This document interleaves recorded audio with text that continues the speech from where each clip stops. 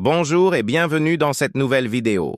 Si vous êtes nouveau sur la chaîne, abonnez-vous, activez la cloche de notification et on y va. Aujourd'hui, on plonge au cœur de l'Égypte ancienne pour décrypter une figure absolument centrale, presque mythique, le pharaon. La question est fascinante, non? Comment un seul et unique dirigeant a-t-il pu maintenir la cohésion de toute une civilisation pendant 3000 ans? C'est vraiment l'énigme qu'on va essayer de résoudre ensemble. Bon, pour commencer à comprendre, il faut tout de suite se mettre en tête que le pharaon, ce n'était pas juste un roi, pas du tout. Son rôle allait bien au-delà de la simple politique. On part de plus de 3000 ans de civilisation. C'est colossal. Pensez-y, de 3100 avant notre ère jusqu'à l'an 30. Pendant tout ce temps, l'Égypte n'a pas seulement survécu, elle a prospéré. C'est une longévité quasiment inégalée dans l'histoire humaine. Et au cœur de cette stabilité incroyable, il y a le pharaon. L'image du pilier est parfaite. En fait, il n'était pas simplement au sommet de la pyramide sociale, il était le pilier central, le fondement unique qui soutenait absolument tout. La politique, la religion, la société, tout reposait sur lui. Mais alors d'où venait ce pouvoir immense? Ce n'était pas qu'une question de force ou d'héritage, non. La véritable source de son pouvoir, elle était divine. Et c'est là vraiment que tout bascule. Tout, absolument tout, reposait sur un concept clé, la Maat. Alors, la Maat, qu'est-ce que c'est? C'est l'idée d'un ordre parfait, d'une justice, d'un équilibre cosmique. Et la mission première, la mission sacrée du pharaon, c'était justement ça, maintenir cet équilibre fragile et le défendre contre les forces du chaos qui menaçaient en permanence. Et ça devient encore plus fascinant quand on regarde son identité divine, parce qu'elle était double. De son vivant, le pharaon était considéré comme l'incarnation du dieu Horus, un dieu qui marchait parmi les hommes. Puis, après sa mort, il se transformait pour devenir Osiris, le grand souverain du monde des morts. Cette transformation, c'était la garantie d'une continuité, d'une éternité pour l'Égypte. Ok, le pharaon est un dieu, compris. Mais concrètement, au quotidien, ça voulait dire quoi? C'était quoi le job d'un dieu sur Terre? Eh bien, en gros, on peut dire qu'il portait 3 casquettes en même temps. Et elles étaient totalement inséparables. Celle de chef politique, de commandant militaire et bien sûr de grand prêtre.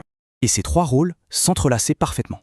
En tant que chef politique, il faisait les lois, il dirigeait l'administration. En tant que chef militaire, il menait les armées pour protéger le royaume. Et en tant que grand prêtre, et c'est peut-être le plus important, il était le seul et unique intermédiaire entre les dieux et le peuple. Ces 3 piliers de son pouvoir formaient un bloc, un tout indissociable. Bien sûr, même un dieu-roi ne gouverne pas tout seul. C'est impossible. Pour que son autorité soit respectée partout dans le royaume, le pharaon s'appuyait sur une machine administrative d'une efficacité redoutable. Et cette administration, elle était super bien organisée, très hiérarchique. Tout en haut, évidemment, le pharaon.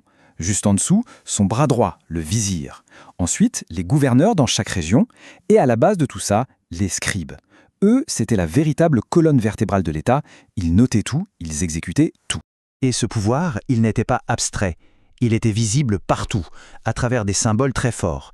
On a la double couronne, qui symbolisait l'union de la Haute et de la Basse Égypte. On a le sceptre, bien sûr, symbole de commandement. Et puis, il y a les temples, gigantesques, construits pour sa gloire. Vraiment tout, absolument tout, était fait pour rappeler son autorité divine et absolue. Mais le plus fou peut-être, c'est que le travail du pharaon ne s'arrêtait pas à sa mort. Au contraire, on pourrait même dire que sa mission la plus cruciale commençait seulement à ce moment-là. On peut résumer leur pensée comme ça. La mort d'un pharaon, ce n'était pas la fin. C'était juste une transition, un passage vers son devoir ultime, garantir l'éternité.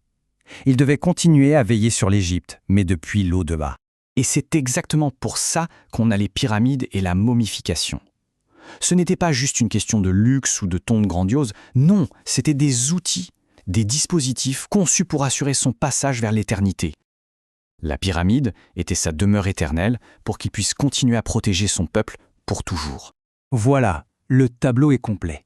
Un seul dirigeant, 3 pouvoirs fusionnés en un, politique, militaire et religieux.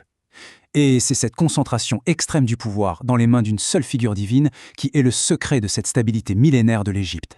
Et ça nous amène à une dernière pensée pour aujourd'hui.